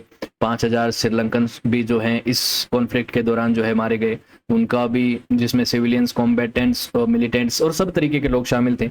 इंडिया को तकरीबन 10.3 बिलियन इंडियन रुपीस का यहाँ पे नुकसान हुआ। लेकिन अल्टीमेटली इंडिया जिस मकसद से यहाँ पे उतरा था वो मकसद जो है उस समय तक पूरा नहीं हुआ था और सिविल वॉर कंटिन्यू था। न तो लिट्टे ने हथियार डाले थे और ना ही किसी तरीके के पॉलिटिकल एग्रीमेंट पे पहुंचा था लिट्टे और श्रीलंकन गवर्नमेंट। तो 1990 तक इंडिया का इंटरवेंशन रहा 1987 से, उसके बाद इंडियन फोर्सेस बाहर आ गई। लेकिन उसके बाद राजीव गांधी के साथ कई इंटरव्यू वगैरह हुए, राजीव गांधी हार गए थे, लेकिन राजीव गांधी ने ये हुआ कि आगे जब इलेक्शंस होंगे और अगर उनकी पार्टी जीती और वो पुनः प्रधानमंत्री बने तो फिर से वो अपनी सेना को श्रीलंका भेजेंगे। ये बात उन्होंने अपने इंटरव्यू वगैरह में कही थी। और इस बात का डर देख के जो प्रभाकरण था उसने राजीव गांधी जी को असैसिनेट करने का प्लान बनाया। और असैसिनेट करने के लिए क्या किया उसने, एक फीमेल थी, सुसाइड बॉम्बर थी जिसका नाम था धनु, या उनका धनु तो उसका अलाइस नाम है बेसिकली, और नाम था उनका थेनमोंजी राजन नाम। इसको भेजा उनकी रैली में, जब तमिलनाडु में वो रैली कर रहे थे, जिसमें इंफॉर्मेशन थी, कुछ जगह कहा जाता है कि इंफॉर्मेशन थी, डिटेल में बात करेंगे कि किस तरीके का सिक्योरिटी फेलियर वगैरह रहा। और उसके दौरान 21 मई 1991 को हमारे former prime minister Rajiv Gandhi, उस समय प्राइम मिनिस्टर नहीं थे वो, लेकिन वो चुनाव रैली में थे, और उनको असैसिनेट किया गया 21 मई 1991 को। और ये बात जो है ये आप देख रहे हैं कि ये सुसाइड बॉम्बर यहाँ पे मिली, इनसे मिली, इनके पैर लगी और अपना डिटोनेटर दबा के और बॉम्ब को वो कर दिया, इन्होंने विस्फोट कर दिया, और उसकी वजह से राजीव गांधी और उनके आसपास के कई लोग जो हैं उसमें मारे गए। ये एक बहुत बड़ा सेटबैक था इंडिया के लिए, क्योंकि एक दूसरे देश के सिविल वॉर में हम शामिल हुए, इंटरवेंशन किया हमने। शुरुआती समय में हम तमिलियंस के राइट्स के लिए लड़ रहे थे, उसके बाद श्रीलंका के साथ पीस अकॉर्ड किया, फिर श्रीलंका ने भी खंजर घोंपा पीछे से और चीज़ें बिगड़ गई, और उसकी वजह से हमने अपना एक बड़ा नेता खोया। और उसके बाद वो जो चीज़ें हम करना चाहते थे वो भी वहाँ पे सफलता नहीं रही। तो बेसिकली इंडिया का जो इंटरवेंशन था वो पूरी तरीके से एक फेलियर रहा श्रीलंकन सिविल वॉर में। ये आप चीज़ें देखते हैं। 1998 में इंडियन कोर्ट ने ये फाउंड किया, जो भी उनके सामने पेश किए गए प्रमाण, उसमें ये पता किया गया कि प्रभाकरण जो कि लिट्टे का प्रमुख था, और लिट्टे का जो ग्रुप था वो राजीव गांधी जी के असैसिनेशन में मुख्य पात्र था, और उसी ने ये करवाया। फिर 2011 में एक इंटरव्यू हुआ था, जो लिट्टे का एक ट्रेजरर था और चीफ आर्म प्रोक्योरेटर था जिसका नाम था कुमारन प्रथम। उसने अपोलॉजी मांगी इंडिया से कि वेलुरप्पई प्रभाकरण जो तो मारा गया था 2009 में, तो 2011 में एक अपोलॉजी मांगी कि प्रभाकरण की ये गलती थी, former prime minister Rajiv Gandhi की हत्या करना सही नहीं था, नहीं करनी चाहिए थी। और राजीव गांधी का जो असैसिनेशन था वो बहुत वेल प्लान किया गया था प्रभाकरण के द्वारा, ये लिट्टे ने खुद स्वीकार किया। तो ये चीजें थी। तो बेसिकली ये है कि श्रीलंका में जो कॉन्फ्लिक्ट था उसमें इंडिया का उसके बाद में इन्वॉल्वमेंट रहा नहीं, राजीव गांधी के असैसिनेशन के बाद भी, और उस समय की जो सरकार थी उसने भी असैसिनेशन के बाद भी श्रीलंका में अपनी सेना वगैरह को नहीं भेजा। ये चीज़ें रही कंटिन्यूसली। और इंडिया कभी भी उसका बदला नहीं ले पाया, ना बदला लिए पाया है, ना उसको सजा दिला पाया। बेसिकली बदला के सजा नहीं दिला पाया प्रभाकरण को, क्योंकि प्रभाकरण जो है 2009 तक जीवित था, सिविल वॉर में शामिल था, और सिविल वॉर के बाद 2009 में उसे मारा गया, तब जाके सिविल वॉर भी खत्म हुआ था। फिर इलाम वॉर 2 होता है 1990 से 95 के बीच में। इसमें 13 अमेंडमेंट होता है, इनके संविधान संशोधन होता है श्रीलंका के संविधान में नवंबर 1987 में, जिसमें तमिलियंस के कंसर्न को एड्रेस किया गया और देखा गया कि क्या क्या चीज़ें इनको देनी चाहिए, रियायतें दी जाएं, लेकिन वायलेंस अभी भी कंटिन्यू थी। उस समय नॉर्दर्न और ईस्टर्न प्रोविंस का जो चीफ मिनिस्टर था श्रीलंका का, जो नॉर्दर्न और ईस्टर्न प्रोविंस जहाँ पे तमिलियंस संख्या ज़्यादा में है, मेजोरिटी में है, वो चीफ मिनिस्टर जो है वरथराज पोरुमाल, उसने थ्रेटन किया श्रीलंकन गवर्नमेंट को कि वो अपने रीजन का इंडिपेंडेंस डिक्लेयर करने वाले हैं, डिक्लेयर कर देंगे अगर उनकी डिमांड्स को नहीं माना गया। तो ये सब चीज़ें चल रही थी। तो नॉर्दर्न और ईस्टर्न प्रोविंस, इसकी बात कर रहा हूँ मैं, इसको ही अलग प्रोविंस बनाना चाहते थे, अलग देश बनाना चाहते थे, तो यहीं का वो मुख्यमंत्री था। फिर क्या हुआ कि इसके रेस्पॉन्स में जब उसने इस तरीके की धमकी दी, तो प्रेसिडेंट प्रेमदासा ने क्या किया, 1990 में रेस्पॉन्स करने के लिए लिट्टे के डिसॉल्व करने, काउंसिल को डिसॉल्व कर दिया जिसका वो मुख्यमंत्री था। उसके सेम टाइम पे लिट्टे ने वॉयलेंटिक टैक्टिक्स अपनाए और नॉर्दर्न और ईस्टर्न क्षेत्रों को कंट्रोल करने के लिए बड़े स्तर पे जो है जो सिन्हालीज और मुस्लिम पॉपुलेशन है उनको वहां से भगाना शुरू कर दिया, उनके खिलाफ वायलेंस करी और उनको डरा के उनके क्षेत्रों से भगाना शुरू किया। इसी दौरान अगर बात करें 1989-90 की, जब इंडियन पीस कीपिंग फोर्सेज वहां पे थी और निकल रही थी, उसी समय लिट्टे ने अपनी खुद की गवर्नमेंट भी बना ली थी। जो नॉर्दर्न और ईस्टर्न प्रोविंस में जहां जहां पे उनका कंट्रोल था, उन जगहों पे अपनी खुद की गवर्नमेंट स्टैब्लिश कर ली थी। और कुछ क्षेत्रों में कुछ समय के लिए सीज फायर हुआ, लेकिन बाद में ये वापस शुरू हो गया और इलाम वॉर जो है वो कंटिन्यूसली चलता रहा अपनी एक्सट्रीम ब्रूटलिटी पे 90 से 95 के दौर में। फिर जून 1990 की बात है, लिट्टे ने तकरीबन 600 पुलिस कर्मियों को ईस्टर्न प्रोविंस में मारा। जब उन्होंने सरेंडर कर दिया था उसके बाद भी उनको मौत के घाट उतारा गया। जो कि श्रीलंकन आर्मी के श्रीलंका की सरकार के पुलिस कर्मी थे, उनको मारा गया।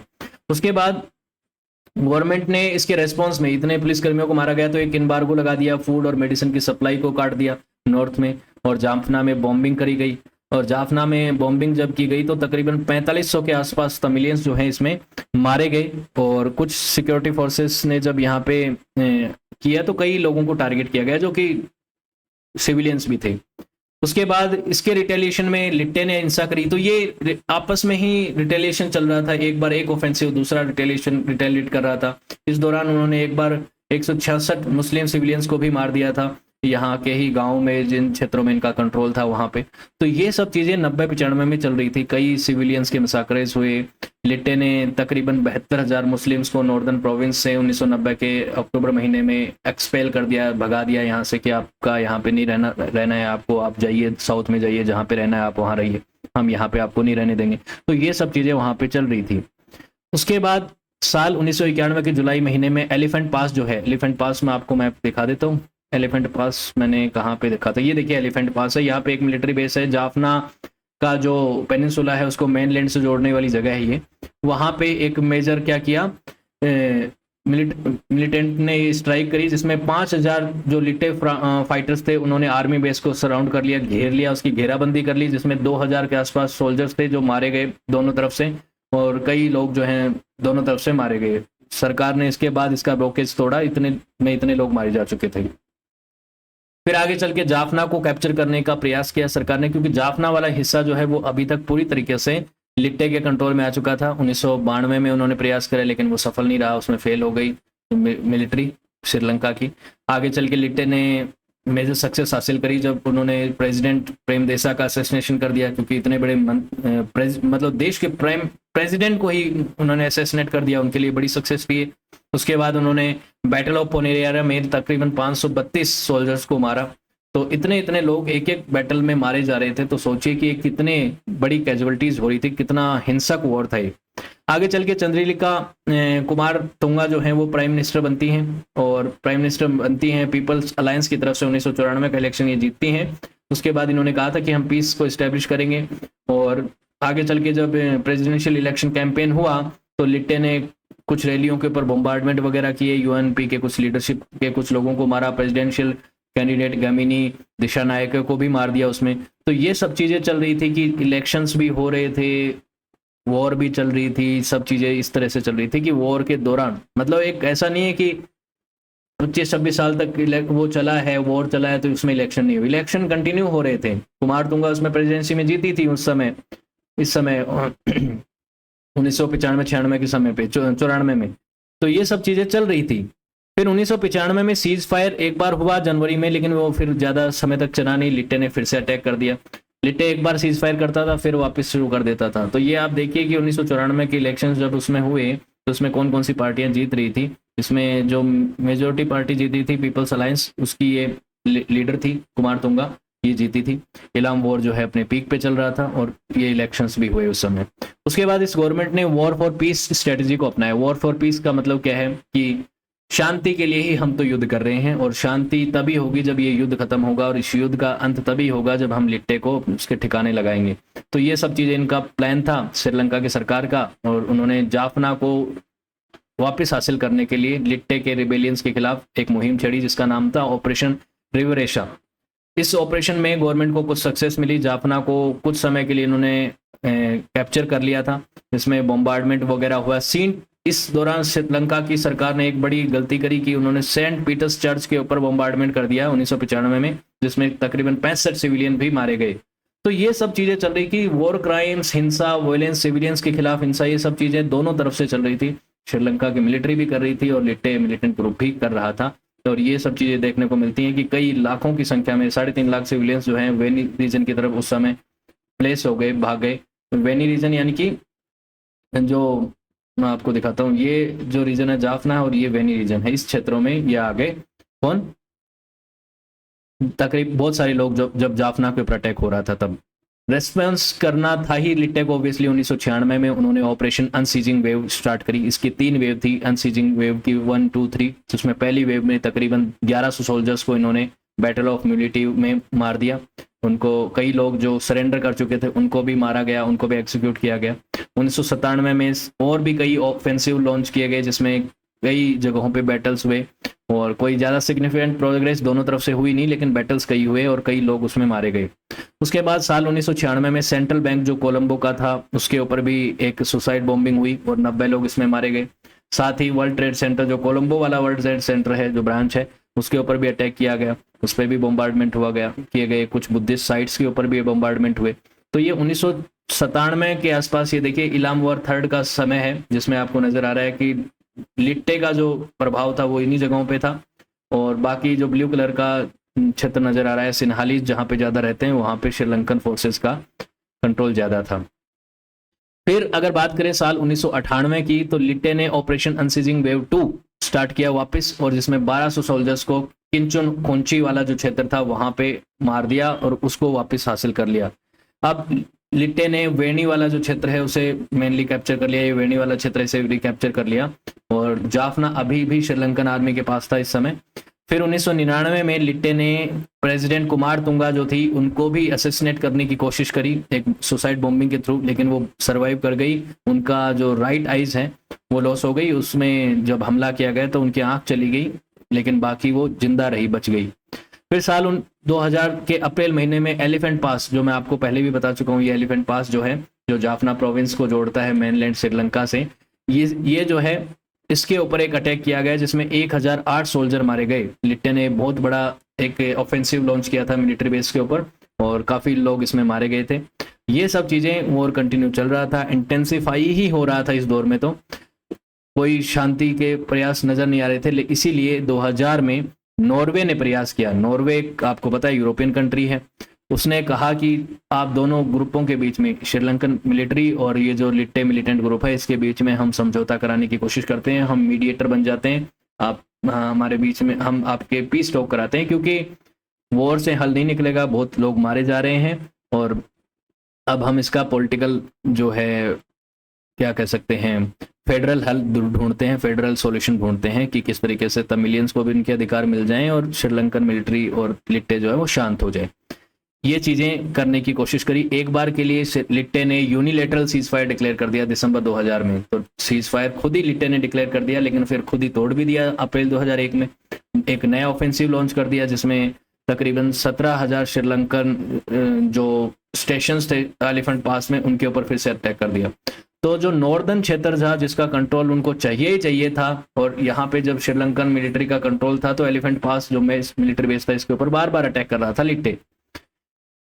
फिर 2001 में लिट्टे ने एक मेजर सुसाइड अटैक कराया जब इंटरनेशनल एयरपोर्ट जो है बंदर नायके जो इंटरनेशनल एयरपोर्ट है उसके ऊपर अटैक करवाया। तो उससे 8 मिलिट्री एयरक्राफ्ट जो है एयरफोर्स के एयरक्राफ्ट और 4 श्रीलंकन एयरलाइंस प्लेन्स जो है उनको डिस्ट्रॉय कर दिया गया।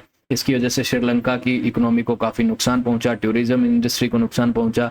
देश दुनिया भर के देशों ने जो है गाइडलाइन जारी कर दी कि श्रीलंका में जाना सेफ नहीं है। तो ये सब चीज़ें उस समय चल रही थी।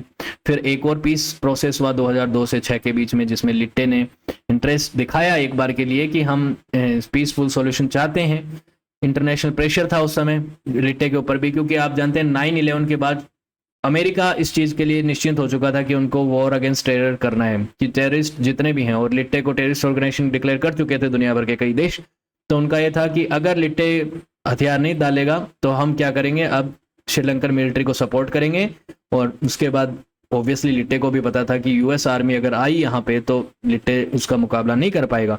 तो इसलिए लिट्टे भी चाहता था, प्रभाकरण भी चाहता था कि अब कैसे सॉल्यूशन निकले, लेकिन सॉल्यूशन निकल नहीं रहा था। रनिल विक्रम सिंघे जो अभी भी एक इम्पोर्टेंट अभी लीडर हैं श्रीलंका के, ये pro peace United Nation Front की तरफ से जीते उस दौरान।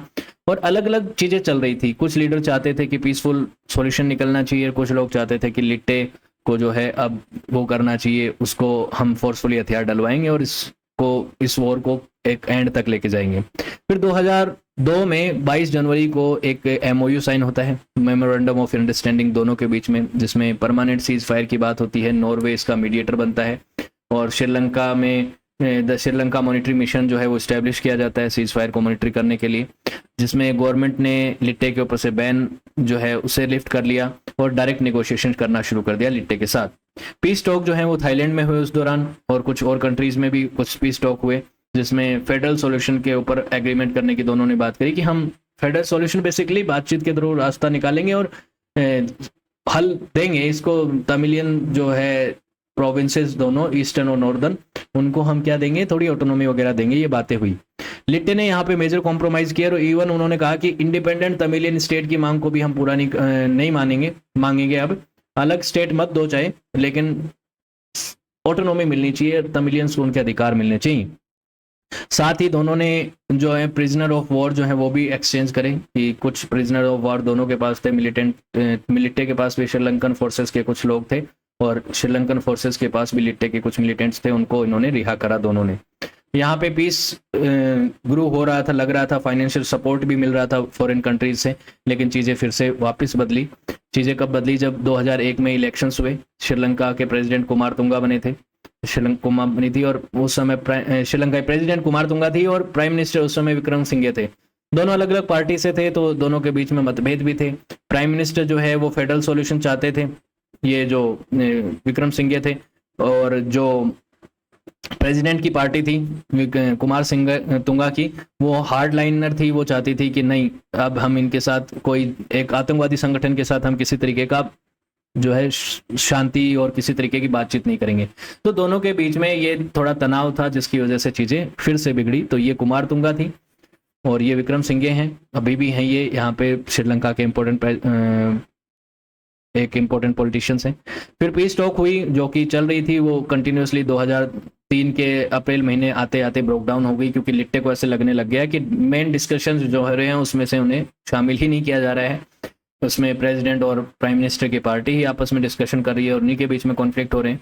तो अक्टूबर 2003 में लिट्टे ने एक इंतरिम सेल्फ गवर्निंग अथॉरिटी जो है ISGA जो है वो प्रपोज कर दी, और जिसकी वजह से साउथ में ब्लैकलिस्ट हो गए। साउथ में ओवैसी श्रीलंका में जो राजधानी है कोलंबो वगैरह, वहां पे इस चीज को मानने से मना कर दिया गया। इसके रेस्पॉन्स में प्रेसिडेंट कुमारतुंगा ने डिक्लेयर कर दिया स्टेट इमरजेंसी, क्योंकि कुमारतुंगा जो थी उसकी पार्टी और कुमारतुंगा के क्या मानना था कि हम तो सबक सिखा देंगे और हम एक टेररिस्ट ऑर्गेनाइजेशंस के साथ किसी तरीके की बातचीत ज्यादा करेंगे नहीं।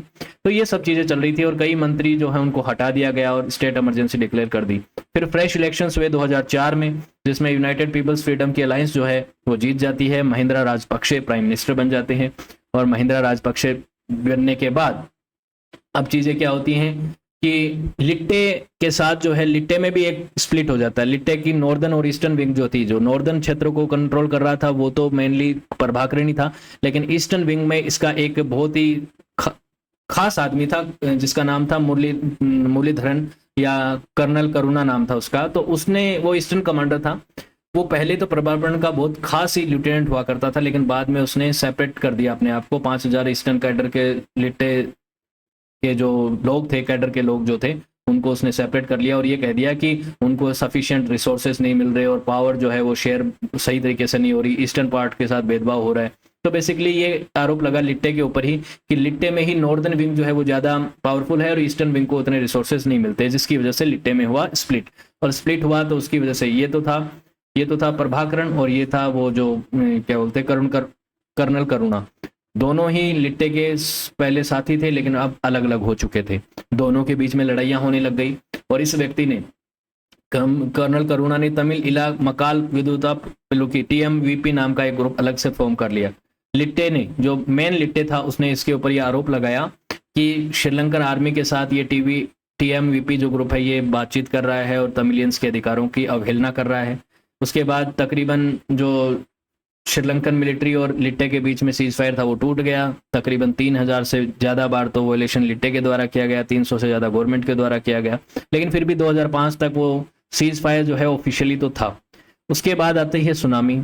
इसी दौरान 2004 में, दिसंबर 2004 की बात है, आप जानते हैं कि एक बहुत बड़ी सुनामी आई थी इंडियन ओशन में, जिसमें श्रीलंका के 35,000 से ज़्यादा लोग मारे गए और कई हज़ारों की संख्या में लोग जो है वो उनके घर बार टूट गए, डिस्ट्रॉय हो गए और स्थिति बहुत खराब हो गई। अब प्रकृति जब इस तरीके की वो लेके आती है, वो आपदा लेके आती है, तो सारी वायलेंस और सब कुछ रुक जाता है एक बार के लिए। तो वायलेंस एक बार के लिए रुकी, लेकिन टेंशन्स अभी भी थी और इस सुनामी की वजह से सारा श्रीलंका ही आहत हुआ था, चाहे जाफना हो, क्योंकि सारा एक आइलैंड है, चारों तरफ से ही हिट हुआ, तो वो चीज़ें हो रही थी। इसी दौरान जो फॉरेन मिनिस्टर था लक्ष्मण कर्दिगमार, उसका असैसिनेशन किया गया लिट्टे के द्वारा। और जब लिट्टे ने फॉरेन मिनिस्टर का असैसिनेशन करा दिया, तो जो इंटरनेशनली लिट्टे को रिकॉग्नाइजेशन मिल रहा था और एक बातचीत के लिए एक पार्टी मान रहे थे, तो इंटरनेशनल सपोर्ट खत्म हो गया कि आप तो हत्याएं करवा रहे हैं, असैसिनेशन करवा रहे हैं मंत्रियों का, तो हम आपको एक पार्टी नहीं मानते, आपको एक आतंकवादी संगठन मानेंगे। दुनिया भर के देशों ने इस तरीके की बातें कहना शुरू किया। फिर 2005 में प्रेसिडेंशियल इलेक्शंस हुए, उसमें राजापक्सा जीत गए, जिसकी वजह से वो हार्ड लाइन अप्रोच जो है लिट्टे के खिलाफ उसको फेवर किया गया, क्योंकि पहले तो जो है चीज़ें चल रही थी प्रेसिडेंट और प्राइम मिनिस्टर के बीच में, पार्टियों के बीच में, कि हार्ड लाइन अप्रोच अपनाई जाए या बातचीत की जाए, लेकिन अब हार्ड लाइन अप्रोच को फॉलो करने की बातचीत हुई। उसके बाद कई लीडर्स जो हैं उनको मारा गया, कईयों को बॉयकॉट किया गया, इलेक्शंस को बॉयकॉट लिट्टे ने करा। लिट्टे के लीडर उस समय जो प्रभाकरण थे, उन्होंने नया कॉन्फ्लिक्ट करने की बात करी कि अब हम कोई पीस एफर्ट्स नहीं करेंगे, अब हम सीधा आपके ऊपर वॉर करेंगे। तो ये सब चीज़ें उस दौरान चल रही थी। फिर उसके बाद इलाम वॉर 4, ये फाइनल वॉर हुआ 2006 से 9 के बीच में, जिसमें गोरिल्ला वॉरफेयर टैक्टिक्स को बहुत ज़्यादा अपनाया गया नॉर्दर्न ईस्टर्न क्षेत्रों में। श्रीलंका में लिट्टे ने इस तरीके की चीज़ों को अपनाया। इवन श्रीलंकन आर्मी ने भी बहुत सी ऐसी चीज़ें करी जो कि नॉर्मली एक मिलिट्री नहीं करती है। जो प्रो लिट्टे फिगर्स थे, चाहे वो जर्नलिस्ट ही क्यों ना हो, उनको श्रीलंका में मारा गया। तो ये चीज़ें इंटरनेशनल कम्युनिटी जब देख रही थी, तो श्रीलंका की गवर्नमेंट को भी क्रिटिसाइज किया गया। यहाँ पे लिट्टे ने कई जगहों पे बॉम्बार्डमेंट किए, बसेस, ट्रेनों को भी टारगेट किया, सिविलियंस को भी टारगेट किया, और ये सब चीज़ें कोलंबो तक पहुंची थी। कोलंबो में भी कई बड़े ऑफेंसिव हो रहे थे। फिर गवर्नमेंट ने ईस्ट में ऑफेंसिव पहले किया, फिर नॉर्थ में किया। उन्होंने सोचा क्षेत्र बाई क्षेत्र, एक एक एरिया बाई एरिया जो है हम कंट्रोल करते जाएंगे। दिसंबर 2006 में, क्योंकि ईस्ट और नॉर्थ में अब क्या हो चुका था, लिट्टे का भी विभाजन हो चुका था, तो सबसे पहले ईस्टर्न प्रोविंस में इन्होंने प्लान किया कि ईस्टर्न प्रोविंस में जो है वो करेंगे हम। लिट्टे को ये अक्यूज किया जाता है कि उन्होंने ह्यूमंस को शिल्ड की तरह इस्तेमाल किया मिलिट्री के खिलाफ, अपने आप का बचाव करने के लिए ह्यूमन शिल्ड इस्तेमाल करी, और फायरिंग के दौरान बीच में सिविलियंस का इस्तेमाल करते थे, और युद्ध को जीतने के लिए वो इस तरीके के स्तर पर गिरने लग गए थे। लेकिन फाइनली क्या हुआ, 2007 आते आते ज़्यादातर जो स्ट्रॉन्ग होल्ड्स थे श्रीलंका के ईस्टर्न प्रांत के, उनको श्रीलंका की आर्मी ने कैप्चर कर लिया। अब ये देख रहे हैं 2005 में लिट्टे का कंट्रोल ईस्टर्न प्रोविंस में, लेकिन 2007 में आपको नजर नहीं आ रहा, क्योंकि 2007 में श्रीलंका की आर्मी ने जो है ईस्टर्न प्रोविंसेस को जीत लिया था, और अब लिट्टे जो है वो सिर्फ नॉर्थ में रह गया था। नॉर्थ में रहा, इसको खत्म किया गया 2008 से 9 के बीच में, ये सब चीजें चली। फिर आगे चल के जनरल एक आर्मी कमांडर थे जनरल शरद फोंसेका, जो आगे चल के चुनाव भी लड़ते हैं। इसी आदमी को श्रेय जाता है कि इसी ने फाइनल जो वॉर हुआ था उसमें लिट्टे को हराया था, और प्रभाकरण के जो ट्रूप्स थे उनको हराया था। तो इस आदमी ने क्या किया, वेणी रीजन जो था उसमें 3000 जो टाइगर्स लिट्टे के बच्चे थे, टाइगर्स यानी कि इनके जो मिलिटेंट्स थे, अपने आप को टाइगर कहते थे, उन लोगों को इन्होंने टारगेट करना शुरू किया, और कंटिन्यूसली ये जो अटैक है नॉर्थ में करना शुरू किया, जिसकी वजह से एयर स्ट्राइक्स भी हुई। कई लिट्टे के लीडर्स को यहाँ पे टारगेट किया गया और कई लोगों को यहाँ पे मारा गया। तो माना जाता है उस समय प्रभाकरण भी एक बार इंजर्ड हो गया था। फिर जनवरी 2008 में लिट्टे का जो इंटेलिजेंस चीफ था कर्नल चार्ल्स, उसे मारा गया। श्रीलंका की आर्मी ने अम्बुश करके उसे मारा। फिर श्रीलंका का जो लिट्टे का जो ग्रुप था, जो मेन स्ट्रॉन्ग होल्डिंग थी, डिफैक्टो कैपिटल थी किलिनोचिची जो जगह थी, यहाँ पे थी ये डिस्ट्रिक्ट है किलिनोची, यहाँ पे पड़ता है, ये नॉर्थ में ही पड़ता है, ऑब्वियसली जाफना के साउथ में पड़ता है बस। तो इसको भी कैप्चर किया गया 2008 में। इसके खिलाफ एक मेजर ऑफेंसिव लॉन्च किया गया, और आर्मी ने तकरीबन 2 जुलाई 2009 को इस क्षेत्र को भी जीत लिया, और 14 जनवरी आते आते आर्मी ने पूरे जाफना प्रोविंस को भी जीत लिया 2009 में। उसके बाद फाइनली ये जो किलिनोची वाला जो क्षेत्र है ये फॉल होता है जब एक बैटल वॉर होता है 5 अप्रैल 2009 को, जिसमें ज़्यादातर की कमांडर्स जो थे थीरन वगैरह उन सभी को मार दिया गया लिट्टे के। अब बचा था सिर्फ प्रभाकरण, और प्रभाकरण को 18 मई 2009 को एक मिलिट्री स्ट्राइक में मिलिट्री फोर्सेस ने, श्रीलंकाई मिलिट्री फोर्स की ट्रूप्स ने मिलके इसको भी मार दिया। तो 18 जुलाई 2009 को अगर देखा जाए तो प्रभाकरण मारा जा चुका था, तो सिविल वॉर का अंत हो चुका था। 19 मई को उसके अगले ही दिन प्रेसिडेंट महिंद्रा राजपक्षा ने ऑफिशियली श्रीलंकन सिविल वॉर का एंड जो है वो डिक्लेयर किया कि ये वॉर खत्म हो चुका है, और 26 साल लंबा चला ये युद्ध जो है इसमें श्रीलंकन मिलिट्री की जीत हुई, और इसमें काफ़ी लोग मारे गए। लेकिन जो है प्रभाकरण जो अचीवमेंट चाहता था, प्रभाकरण का जो मकसद था एक अलग तमिलियन स्टेट बनाने का, वो पूरा नहीं हुआ, और श्रीलंका की मिलिट्री इसमें जीत हासिल करती है। लेकिन इसमें बहुत सारी कैजुअलिटीज़ होती हैं। लंबे समय तक चला ये वॉर तकरीबन 80,000 से 1 लाख लोगों की जान गंवा ले लेता है, जिसमें सिविलियंस की कैजुअलिटी होती है लगभग 40 से 75,000 तो, और 23,000 श्रीलंकन सोल्जर्स और 27,000 लिट्टे के फाइटर्स इसमें मारे जाते हैं, और तकरीबन 8 लाख लोगों को अपना घर बार छोड़ के, अपने घर छोड़ के पलायन करना पड़ता है। तो ये एक बहुत बड़ी आपदा थी श्रीलंका के इतिहास की। उसके बाद इसमें अगर बात करें इकोनॉमिक कॉस्ट की, तो इस वॉर में तकरीबन 25 सालों में $200 मिलियन का श्रीलंका को नुकसान हुआ, इतना कॉस्टिंग आई। 2009-10 आते आते श्रीलंका की जीडीपी पे बहुत भार पड़ा, और श्रीलंका पे बहुत डेप्ट हो गया, बहुत ज़्यादा इसके ऊपर कर्जा हो गया। 2021 में आपको पता है श्रीलंका में जो एक क्राइसिस आया था, इकोनॉमिक क्राइसिस, उसका बहुत बड़ा कारण ये सिविल वॉर भी था, क्योंकि वो बहुत लंबे समय से डेप्ट में जा रहा था श्रीलंका, और 101% हो गया था 2021 में आते आते। तो ये इसके पीछे का सिविल वॉर भी बहुत बड़ा कारण था। उस समय डेवलपमेंट कम हो रहा था और वॉर में इतना पैसा लग रहा था। और फाइनल जो वॉर हुआ था, फाइनल फेज जो था इलाम वॉर, उसमें ही अकेले में $5.5 मिलियन का श्रीलंका की सरकार को नुकसान हुआ था, इतना इन्वेस्टमेंट लगा था। उसके बाद अगर बात करें अगर नॉर्दर्न प्रोविंस के रीडेवलपमेंट प्रोग्राम की, जिसको नाम कहते हैं उतरूनु वास्तोया, ये श्रीलंकाई गवर्नमेंट ने जब लॉन्च किया था तो उसमें $2.2 बिलियन देने की बात कही थी कि इतना एलोकेशन मिलेगा ताकि नॉर्दर्न प्रोविंस जो है वो रीडेवलप हो सकें, क्योंकि वो पूरी तरह से डिस्ट्रॉय हो चुके थे इस वॉर के दौरान। फिर पॉलिटिकल सॉल्यूशन निकालने की बात हुई कि वॉर खत्म हो गया, तब महिंद्रा राजपक्षे ने प्रोमिस किया कि वो पॉलिटिकल सॉल्यूशन निकालेंगे 13 अमेंडमेंट में श्रीलंका के कॉन्स्टिट्यूशन में, और तमिल नेशनल अलायंस जो है, तमिल नेशनल अलायंस TNA जो है पार्टी, उसको रिप्रेजेंटेटिव माना गया तमिलियंस का, और उन्होंने अलग होमलैंड की, अलग सेपरेट स्टेट की मांग जो है उसे तो ड्रॉप कर दिया। लेकिन उनका जो फेडरल सॉल्यूशन है वो चाहते थे कि उनके साथ भेदभाव ना हो। लेकिन स्टिल जो है आप देखते हैं कि अभी भी वो तनाव जो है, इतने लंबे समय का जो स्कार होता है, इतने लंबे समय का एथनिक क्राइसिस होता है, कॉन्फ्लिक्ट होता है, वो इतना जल्दी ठीक नहीं होता। लेकिन अभी भी पावर शेयरिंग को लेकर कभी कभी स्ट्रगल वहाँ पे देखने को मिलते हैं। अब बात आती है वॉर क्राइम इन्वेस्टिगेशंस की। तो वॉर क्राइम्स के बारे में जब स्टडी की गई, इंटरनेशनल UN के ह्यूमन राइट्स कमीशंस ने, और इसके ऊपर प्रपोज किया कि अब ये देखना है कि जिन जिन लोगों ने वॉर क्राइम्स किए इस वॉर में, उनके खिलाफ एक्शंस लिया जाए। और उसमें ना केवल लिट्टे ग्रुप शामिल था, श्रीलंका की आर्मी भी थी।